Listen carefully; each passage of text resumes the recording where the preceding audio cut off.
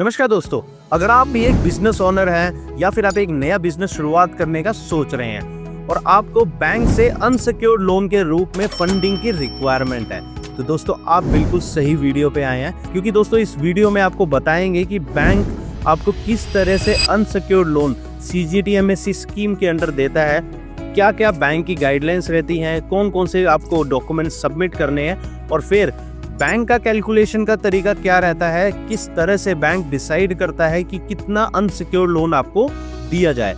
और दोस्तों ये डिस्कशन मैं क्यों कर रहा हूँ, क्योंकि मैं हूँ आपका बैंकर दोस्त और हम इस तरह के जो है अनसिक्योर्ड लोन करते रहते हैं। तो दोस्तों इस स्कीम के बारे में डिटेल में जानते हैं। तो सबसे पहले तो दोस्तों आप इस वीडियो को सेव कर लीजिए और इस चैनल को सब्सक्राइब करना मत भूलना। तो चलिए दोस्तों शुरू करते हैं इस वीडियो को। और दोस्तों सबसे पहले आपको बताते हैं कि आखिरकार CGTMSE स्कीम क्या है, जिसमें बैंक आपको 5 करोड़ रुपए तक का अनसिक्योर्ड लोन देता है। CGTMSE स्कीम दोस्तों गवर्नमेंट ऑफ इंडिया ने लॉन्च की थी बहुत समय पहले, जिसमें जो है पहले लिमिट जो है 1 करोड़ की थी, फिर उसको बढ़ाकर 2 करोड़ कर दी गई, जो कि अब बढ़ाकर जो है गवर्नमेंट ऑफ इंडिया ने 5 करोड़ तक की कर दी है। अब 5 करोड़ तक का आपको अनसिक्योर्ड लोन मिलता है, जिसमें आपको कोई भी प्रॉपर्टी नहीं देनी है, कोई भी थर्ड पार्टी गारंटी भी नहीं देनी है, और साथ ही अगर आपका न्यू बिजनेस है तो भी आपको लोन मिलेगा और आपका एग्जिस्टिंग बिजनेस है तो भी आपको लोन मिलेगा। ये एक्चुअल में CGTMSE क्या है? CGTMSE एक गारंटी कवर है। और गारंटी कवर क्या होगा कि मान लीजिए बैंक ने आपको अगर 10 लाख रुपए तक का लोन दिया, तो बैंक जो है उस 10 लाख रुपए के लोन पर गवर्नमेंट से एक सेट फीस देकर जो है आपके लोन की गारंटी लेता है। गारंटी लेगा कि आप अगर कल को डिफॉल्ट कर देते हैं तो बैंक का पैसा जो है वो सिक्योर रहता है। अब सिक्योर कितना रहता है? वो रहता है 75 से 85% तक। लेकिन और ये गारंटी की फीस कौन पे करता है? ये पे करते हैं बोरोवर्स, यानी कि आप लोग जिनको लोन मिल रहा है, और ये फीस आपकी जाती है फिर हर साल। तो ये तो हो गया दोस्तों CGTMSE स्कीम के बारे में। अब बात करते हैं कि CGTMSE स्कीम में किन किन लोगों को लोन मिलता है, यानी कि ये अनसिक्योर्ड लोन जो है ये किन किन लोगों को मिलेगा। सबसे पहले तो अगर आप मैन्युफैक्चर हैं, यानी कि कुछ मैन्युफैक्चर करते हैं, आप कोई कपड़ा बना रहे हैं, मान लीजिए टी-शर्ट अगर आप बनाते हैं तो आप मैन्युफैक्चर हैं। अगर आप कोई फर्नीचर बना रहे हैं तो भी आप मैन्युफैक्चर हैं। तो जितने भी मैन्युफैक्चर है उनको मिलता है। जितने भी सर्विस सेक्टर में है, यानी कि कोई होटल इंडस्ट्री है, कोई रेस्टोरेंट है, तो ये सभी सर्विस सेक्टर में हो गए, उनको भी लोन मिलता है। इसके बाद वो बिजनेसेस जो कि ट्रेडिंग कर रहे हैं, मान लीजिए कोई किराना शॉप है, कोई होलसेल की ट्रेडिंग कर रहा है, तो इन लोगों को भी जो है इस स्कीम में लोन मिलता है। अब दोस्तों ये तीनों बिजनेसेस जो मैंने आपको बताए, मैन्युफैक्चरिंग, सर्विस और ट्रेडिंग, और इसके अलावा भी और भी सेक्टर होते हैं, तो जितने भी बिजनेस हाउसेज हैं इन सभी को लोन मिलता है। लेकिन लोन मिलेगा कैसे? इनकी एक कैटेगराइजेशन की जाती है। कैटेगराइजेशन की जाएगी 3 पार्ट्स में, माइक्रो, स्मॉल एंड मीडियम। हम MSME बोलते हैं, यानी कि micro, small and medium enterprises. तो जितने भी MSME के बिजनेसेस हैं उन सबको जो है अनसिक्योर्ड लोन मिल सकता है 5 करोड़ का। और ये जो माइक्रो, मीडियम एंड स्मॉल है, इसका कैटेगराइजेशन किस तरह से होता है वो देखिए। अभी दोस्तों ये जो क्लासिफिकेशन है ये रिवाइज हुए हैं 1 अप्रैल 2025 से। अब देखिए जो भी माइक्रो बिजनेसेस हैं, माइक्रो बिजनेसेस किनको कहा गया है? ये उन बिजनेसेस को कहा गया है जहां पे मशीनरी की कॉस्ट 2.5 करोड़ से ज्यादा की नहीं है, और जो टर्नओवर है यानी कि एनुअल सेल्स है वो आपकी 10 करोड़ तक होनी चाहिए। अगर 10 करोड़ तक की आपकी सेल है तो आप जो है माइक्रो बिजनेस में आते हैं। इसके बाद स्मॉल की बात करें तो स्मॉल बिजनेस में कौन आएंगे? इसमें वो बिजनेसेस आएंगे जिनका एनुअल टर्नओवर यानी कि सेल्स जो है वो 100 करोड़ तक है। और इसके बाद जो मीडियम है, मीडियम में कौन कौन आएंगे? वो बिजनेसेस जिनका टर्नओवर 500 करोड़ तक है। तो ये तो हो गया दोस्तों classification micro, small and medium enterprises का। अब इसमें किन लोगों को लोन मिलेगा दोस्तों? देखिए सबसे पहले तो इसमें उद्यम सर्टिफिकेशन मैंडेटरी है। गवर्नमेंट ऑफ इंडिया ने कह दिया है कि आपको उद्यम सर्टिफिकेट बनवाना बहुत जरूरी है, क्योंकि उद्यम सर्टिफिकेट ही वो डॉक्यूमेंट है जो कि क्लासिफाई करता है कि आपका बिजनेस कौन सी कैटेगरी में आता है, माइक्रो में आता है, मीडियम में आता है या स्मॉल में आता है। तो आपको उद्यम सर्टिफिकेट बनवाना पड़ेगा। और इसके बाद लोन 5 करोड़ तक का किसको मिलेगा? देखिए अगर आपका पुराना बिजनेस है तो आप 5 करोड़ तक का आपको अनसिक्योर्ड लोन मिल सकता है। लेकिन अगर आपका न्यू बिजनेस है तो भी आपको 5 करोड़ तक का लोन मिल सकता है, लेकिन उस केस में आपको बैंक को सेटिस्फाई करना पड़ेगा। और अब आपको बताएंगे कि बैंक सेटिस्फाई कैसे होता है, यानी कि अब आपको बताएंगे कि बैंक जो कैलकुलेशन करता है कि कितना आपको लोन देना है वो कैसे डिसाइड करता है। क्योंकि बैंक आपको लोन जो है 2 तरीके से देता है, एक तो देता है आपको टर्म लोन, दूसरा देता है वर्किंग कैपिटल। वर्किंग कैपिटल हो गया यानी कि आपको CC और OD लिमिट देता है। तो आपको अगर टर्म लोन लेना है यानी कि किस्तें आपको बनानी है, तो किस्तें आपकी तब बनेंगी जब आप कोई फिक्स्ड एसेट लेंगे। मान लीजिए आपको बिल्डिंग बनानी है या फिर कोई मशीनरी परचेज करनी है, तो इस तरह का कोई भी प्लांट एंड मशीनरी अगर आप परचेज करेंगे तो वहाँ पे बैंक आपको टर्म लोन देगा, यानी कि आपकी हर महीने की EMI बनेगी। और अगर आपको वर्किंग कैपिटल की रिक्वायरमेंट है, यानी कि आपको जो है एक लिमिट चाहिए, तो वहां पर बैंक आपको CC या फिर OD लिमिट आपको देता है। सबसे पहले दोस्तों हम बात करते हैं टर्म लोन की। मान लीजिए कि आप एक नया बिजनेस सेटअप कर रहे हैं या फिर आपका पुराना बिजनेस है और आपको एक मशीन की रिक्वायरमेंट है। जब आपको मशीन की रिक्वायरमेंट होगी तो आप क्या करेंगे, आप मशीन का कोटेशन देंगे बैंक में, और कोटेशन आपको देखिए इस तरह का बैंक में देंगे। अब देखिए ये कोटेशन है जो कि एक फर्म के नाम पे है, देखिए यहाँ पे सुपरटेक इंडस्ट्रीज है और इन्होंने ये मशीन ले रहे हैं। अब मशीन की जो कॉस्ट है वो है 18,75,000। इसमें जो है GST जुड़ा है 3,37,000 और टोटल कॉस्ट कितनी है मशीनरी की 22,12,500 रुपए की। अब ये अगर कोटेशन आप बैंक में देते हैं तो बैंक आपको इस मशीन के लिए कितना लोन देगा ये देखिए टर्म लोन के लिए कैलकुलेशन किस तरह से रहेगा। ऊपर यहाँ पे लिखा है मशीनरी का कॉस्ट कितना है 22,12,000, जो कि आपको कोटेशन में दिखाया था कि कितने की मशीनरी है 22,12,000 टोटल कॉस्ट है इंक्लूसिव ऑफ GST, यानी कि इसमें GST इंक्लूड किया हुआ है। और अगर हम बिना GST के बात करें तो वहां पे मशीनरी की कॉस्ट कितनी है 18,75,000। तो बैंक जो कैलकुलेशन करता है, बैंक क्या कहता है, बैंक कहता है कि विदाउट GST जो आपकी कोटेशन का अमाउंट है उसका 25% आपको खुद का मार्जिन डालना है, यानी कि 25% मार्जिन हो गया 4,69,000। और जो आपका GST था कोटेशन में वो यहाँ पर हमने ऐड कर लिया 3,38,000। तो टोटल आपका मार्जिन क्या रहा 8,07,000, यानी कि 22 लाख में से आपको अपना मार्जिन कितना डालना है 8,07,000। 8,07,000 आप अपना मार्जिन डालेंगे। ये फिर आपका चाहे पुराना बिजनेस हो चाहे न्यू बिजनेस हो, दोनों केसेस में आपको इतना मार्जिन डालना पड़ेगा। अब इसमें एक चीज और है दोस्तों, जो यहाँ पे GST बताया गया 3,38,000, कुछ बैंक्स हैं जो कि GST को भी इंक्लूड कर लेते हैं, यानी कि जो 25% का जो मार्जिन है वो टोटल मशीनरी कॉस्ट पर निकालते हैं। वो क्या करेंगे, टोटल 22,12,000 पे 25% निकालेंगे तो वो आपका मार्जिन रहेगा, और उसके अलावा जो है बाकी का अमाउंट वो बैंक आपको लोन के रूप में दे देगा। तो यहाँ पे अगर हम बात करें तो लोन आपको कितना मिल रहा है, 22 में से हमने 8 लाख रुपए माइनस कर दिए तो 14 लाख रुपए का बैंक आपको लोन दे रहा है। इंटरेस्ट रेट आप पे कितना लगाएगा 11 से 12%। ये एक एग्जांपल के तौर पे बताया, अभी करंटली 11 से 12% पर ही आपको MSME में बिजनेस लोन मिल रहे हैं। लोन के टेन्योर की बात करें तो मैक्सिमम बैंक आपको 10 साल के लिए यहाँ पर लोन देता है। इसमें दोस्तों कुछ बैंक्स हैं जो कि 15 साल तक भी आपको मशीनरी लोन दे देते हैं। तो यहाँ पे कैलकुलेशन आपको करके बताया, अप्रोक्सीमेटली अगर EMI की बात करें तो 19,336 रुपए की आपकी हर महीने की EMI जाएगी, और टोटल आप 10 साल में आप कितना आप देंगे 23,20,000। आपने लोन लिया 14 लाख का और आपने टोटल बैंक को 10 साल में कितना दिया 23,20,000 रुपए। तो ये तो हो गया मशीनरी का कैलकुलेशन। अब बात करते हैं कि अगर आपको लिमिट चाहिए, CC या OD लिमिट चाहिए, तो वो आपको कैसे मिलेगी। देखिए CC OD लिमिट का कैलकुलेशन कैसे रहता है, वो कैलकुलेशन रहेगा आपकी सेल्स का। आपकी सेल्स का 20% बैंक आपको मैक्सिमम देता है। मान लीजिए कि यहाँ पे जैसे हमने लिखा है कि एनुअल सेल कितनी है 1 करोड़, यहाँ पे प्रोजेक्टेड लिखा है। अब देखिए अगर कोई न्यू बिजनेस होगा तो वो प्रोजेक्टेड आप जो है बैलेंस शीट आप बैंक को देंगे, जिसमें आप बताएंगे कि मैं 1 साल में इतनी सेल कर लूंगा। जितनी आप बैलेंस शीट में सेल लिखेंगे फिर बैंक जो है एक्सेप्ट करेगा कि हाँ आप इतनी सेल कर सकते हैं या नहीं कर सकते, और उसका जो है बैंक 20% आपको CC और OD लिमिट के रूप में देगा। यहाँ पे प्रोजेक्टेड एनुअल सेल्स लिखी है 1 करोड़ रुपए, तो 25% मैक्सिमम जो है वर्किंग कैपिटल का रिक्वायरमेंट रहता है, यानी कि CC लिमिट का, तो 25 लाख का आपका रिक्वायरमेंट हो गया, जिसमें से 5% आपने दिया। आपको लास्ट में आप यहाँ पे देख लीजिए कि वर्किंग कैपिटल लिमिट सैंक्शन लिखा है 20 लाख रुपए, जो कि आपको बताया है कि 1 करोड़ का मैक्सिमम बैंक कितना देगा। अगर आप 1 करोड़ सेल प्रोजेक्ट कर रहे हैं कि 1 करोड़ की सेल आपकी हो जाएगी, तो मैक्सिमम बैंक आपको 20% की लिमिट वहां पर दे देगा। और इंटरेस्ट रेट की बात करें तो यहाँ पर भी इंटरेस्ट रेट आप 11 से 12% सालाना आपका लगेगा। अब दोस्तों ये तो सारा हो गया कैलकुलेशन की बैंक का कैलकुलेशन किस तरह से रहता है।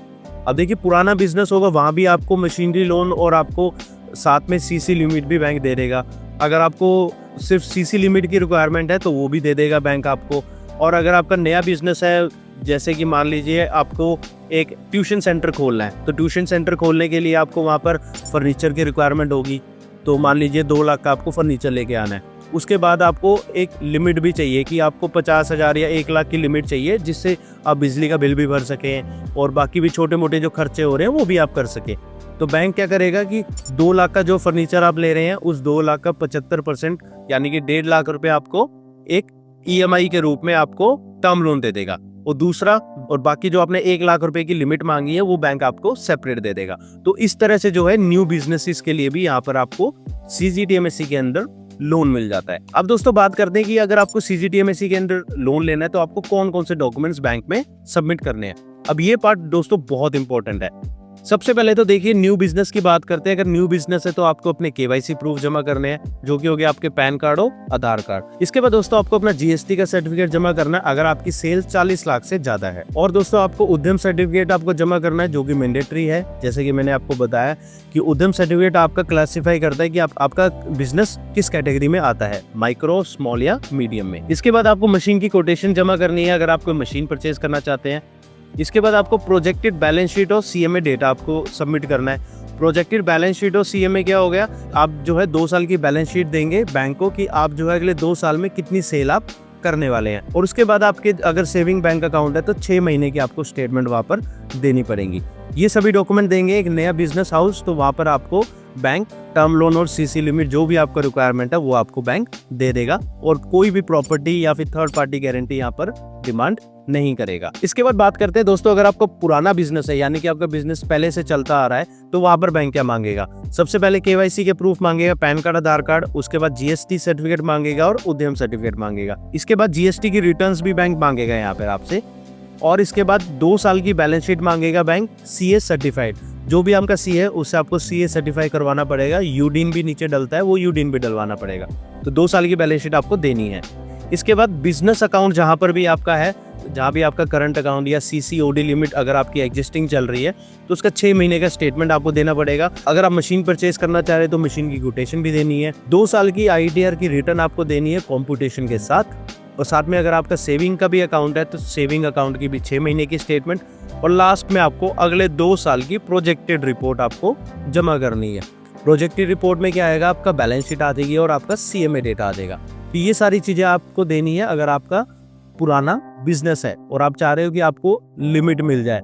आपकी एग्जिस्टिंग लिमिट चल रही है तो भी आप उसको बढ़वा सकते हैं, एनहांस करवा सकते हैं दूसरे बैंक में, या फिर सेम बैंक में भी आप एनहांस करवाना चाहें तो भी आपको यही डॉक्यूमेंट्स आपको सबमिट करने हैं। ये तो हो गए दोस्तों डॉक्यूमेंटेशन के बारे में। अब इसके बाद बात करते हैं दोस्तों कि गारंटी फीस आपको कितनी हर साल गवर्नमेंट को देनी है। अब देखिए दोस्तों, जितना भी आप लोन लेंगे उसका 0.70% आपका हर साल गारंटी फीस के रूप में जाएगा। ये 0.70 दोस्तों मैं आपको एक अप्रॉक्सीमेट आइडिया दे रहा हूँ, ये ज्यादा भी हो सकता है, ये कम भी हो सकता है। ये फीस जो है डिपेंड करती है कि आप किस तरह का बिजनेस कर रहे हैं। अगर आप रिस्की बिजनेस कर रहे हैं तो वहां पर फीस आपकी थोड़ी ज्यादा हो जाती है। अगर आप यूजुअली बात करेंगे तो 0.70 या 0.75 तक ही आपकी एनुअल फीस आती है। यानी कि आपने 10 लाख का लोन लिया तो 7,000 रुपए प्लस GST आपकी हर साल फीस जाएगी। और फीस कौन से महीने में जाएगी, फीस आपकी जनवरी, फरवरी और मार्च महीने के बीच में जाएगी। और फीस आपकी दोस्तों एडवांस में ले ली जाती है, क्योंकि बैंक जो है आपकी फीस फिर CGTMSE डिपार्टमेंट को रेमिट करता है ताकि आपके लोन पर बैंक को गारंटी मिल जाए। दोस्तों ये बात करते हैं कि गारंटी आखिरकार बैंक को कितनी मिलती है। गारंटी का मतलब हो गया कि अगर कल को आप डिफॉल्ट करते हैं तो बैंक को कितना पैसा CGTMSE डिपार्टमेंट से मिल जाएगा। अब देखिए दोस्तों, अगर आपका बिजनेस जो है माइक्रो एंटरप्राइजेस में है, यानी कि आपका टर्नओवर 10 करोड़ तक है, तो यूजुअली 10 करोड़ तक ही टर्नओवर होते हैं बिजनेसेस के, तो वहां पर बैंक क्या करेगा, अगर आपको 5 लाख तक का लोन दिया है बैंक ने तो बैंक को गारंटी कितना मिलेगा, 85% का। तो 5 लाख का 85% जो है बैंक को गारंटी के तौर पर मिल गया। अगर 5 लाख से ऊपर का अगर आपने लोन लिया है और आप एक माइक्रो एंटरप्राइजेस हैं तो वहां पर फिर बैंक को गारंटी मिलेगा 75% का। तो मान लीजिए कि आपने 20 लाख रुपए का लोन ले लिया तो बैंक को 20 लाख का 75% यानी कि 15 लाख रुपए गारंटी CGTMSE डिपार्टमेंट से मिल जाएगा। और वो कब मिलेगा, जब आप हर साल अपने CGTMSE फीस की पेमेंट करेंगे। और इसके बाद अगर हम बात करें उन बिजनेसेस की जो कि स्मॉल एंड मीडियम एंटरप्राइजेस में है, जिनका टर्नओवर 500 करोड़ रुपए तक है, तो वहां पर बैंक को कवरेज मिलता है 75% तक। अब मान लीजिए कि आपका टर्नओवर ज्यादा है तो बैंक ने आपको 5 करोड़ रुपए का लिमिट दे दिया। तो 5 करोड़ रुपए का अगर लिमिट दे दिया तो बैंक को 5 करोड़ का 75% ही गारंटी के तौर पर सीजीटीएमएससी डिपार्टमेंट से गारंटी मिलेगा। और अगर आप उसमें डिफॉल्ट कर देते हैं तो बैंक को 75% सीजीटीएमएससी डिपार्टमेंट से पैसा आ जाएगा। तो दोस्तों ये सारी कंडीशन है सीजीटीएमएससी लोन्स की। अब दोस्तों इसके बाद सबसे इंपॉर्टेंट चीज आती है कि अगर आपको सीजीटीएमएससी में लोन लेना है तो वो आपको अप्लाई कहाँ पे करना है। तो दोस्तों अप्लाई करने के 2 तरीके हैं। सबसे पहला, आप जनस्मत पोर्टल पर आप अप्लाई कर सकते हैं। ये आपको दिखाते हैं दोस्तों कि आपको जनस्मत पोर्टल पर कहाँ पर अप्लाई करना है। आपको गूगल पे लिखना है जनस्मत पोर्टल। यहाँ पर एक पोर्टल खुलेगा दोस्तों। इस पोर्टल पर यहाँ पर आ रहा है बिजनेस एक्टिविटी लोन। यहाँ पे आपको चेक एलिजिबिलिटी करना है। यहाँ पर आप कर सकते हैं अदर बिजनेस लोन। अगर आपका न्यू बिजनेस है तो न्यू करना है। 8वीं पास है। EDP training no. EDP training दोस्तों पीएमईजीपी के जो लोन्स होते हैं वहाँ पे जरूरी होती है, तो यहाँ पर नो करेंगे हम।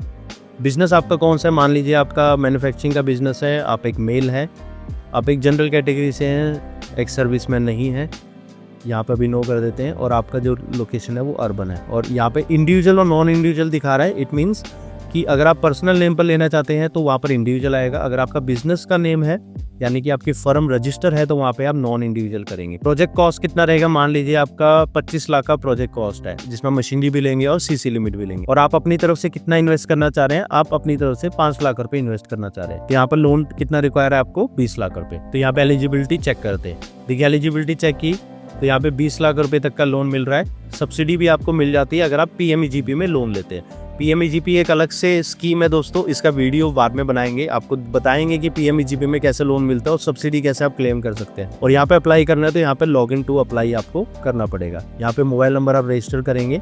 इसके बाद आपको एक पोर्टल पे लेकर जाएगा, वहाँ पर आपको सारी डिटेल्स आपको डालनी है। आपको बैंक भी डिसाइड करना है, आपको बैंक और बैंक की ब्रांच भी आपको डिसाइड करनी है कि आपको ये लोन आपको कौन सी ब्रांच में मूव आउट करना है। तो ये जब आप अप्लाई करेंगे तो यहाँ से लोन की एप्लीकेशन उस बैंक में डायरेक्टली चले जाएगी। और इसके बाद जो है आपको उस बैंक की ब्रांच में जाना है जहाँ पे आपने लोन अप्लाई किया है। वहाँ पे आपको उस बैंक के क्रेडिट ऑफिसर को मिलना है और सभी डॉक्यूमेंट्स उनको हैंड ओवर करने हैं। और दोस्तों सभी डॉक्यूमेंट्स हैंड ओवर करने के बाद बैंक अपने फिजिकल वेरिफिकेशन करेगा, सारे सवाल जवाब आपसे करेगा। और बैंक को अगर सब कुछ सही लगता है तो फिर आपको इसमें सीजीटीएमएससी स्कीम के अंडर जो है आपको अनसिक्योर्ड लोन दे देगा। इसके बाद दोस्तों दूसरा जो तरीका है लोन अप्लाई करने का वो है ऑफलाइन वे। अगर आप बैंक की ब्रांच में जाके डायरेक्टली आप बैंक के मैनेजर से बात करते हैं या फिर क्रेडिट ऑफिसर से बात करते हैं, आप उनको बताते हैं कि मुझे अनसिक्योर्ड लोन चाहिए, तो वहाँ पे आपके बिजनेस की रिक्वायरमेंट समझ के जो है जो भी डॉक्यूमेंट्स आपको मैंने बताया वो सभी डॉक्यूमेंट्स आपको लेकर जाने पड़ेंगे वहाँ पर। वो डॉक्यूमेंट्स जब आप दिखाएंगे तो बैंक ये डिसाइड करके बता देगा कि आपको अनसिक्योर्ड लोन वहाँ पर मिल सकता है या नहीं मिल सकता है। तो दोस्तों ये सब है आज सीजीटीएमएससी लोन के बारे में। अब दोस्तों उम्मीद करते हैं बहुत सारी चीज़ें आज आपको सीखने को मिली होंगी। अब दोस्तों अगर आपको कोई भी डाउट होता है, कोई भी सवाल जवाब करने हैं तो आप नीचे कमेंट बॉक्स में जरूर लिखें। और दोस्तों अगर ये वीडियो आपको पसंद आया हो तो इस वीडियो को जरूर लाइक कीजिए, इस चैनल को सब्सक्राइब कीजिए और इस बैंकर दोस्त के साथ हमेशा जुड़े रहिए। धन्यवाद।